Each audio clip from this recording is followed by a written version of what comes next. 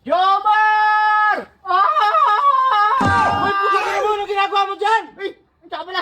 Pinilis ako dito eh! Pati ba naman sa Villa Porcados ginaganyan niyo ako? Hinahanap kita kanina pa Ano eh. naman, pagod na pagod yung pagkatao ko sa inyo, pre! Agada mo ako doon, pinapaglilis nila ako eh! Ikaw na lang dyan, tangina mo ka! Maalisan ka ba? Naiinitan kasi hat ako? Pupunta ka na kay Villa Porcados Resort. Located po yan dito sa Barangay Maypi, City of San Fernando, Pampanga. Kung hindi niyo po tatanong, meron po silang small, medium, large na cottage at meron silang only packs na room. Bukod sa sobrang linis at relaxing ng tubig, meron din sila ditong camping area na sobrang luwag, sobrang presko, at kahit magsuntukan kayo ng mga kasama mo, maluwag.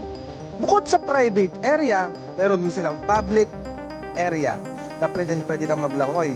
Isipin mo yun, tapos nasa private ka, pwede ka lumipat ng public, at yung public, bawal lumipat sa private. Diba? Tapos dito sa Villa Porcados Resort, guys. Bukod sa maganda na yung labas, maganda pa rin yung loob. Tara, silipin natin. Kasi, sobrang linis. At sobrang ginang ng tiles. Diba? At hindi lang yan. Lahat dito ay kompleto na. Kapuksara, tutukan, sundok, tinidor, at kung ano-ano man, nanahanapin mo. So nakalimutan mong dalhin habang papunta ka rito. Isipin mo yun, pati yung banyo nila pang VIP, guys. At kung tatanungin mo naman kung anong klaseng tulugan ang meron sila dito, kita nyo naman guys, sa baba pa lang, sobrang dami ng higaan. Kahit ilang kayo, kasya kayo. Sa taas naman guys, may nakaready rin silang higaan dyan.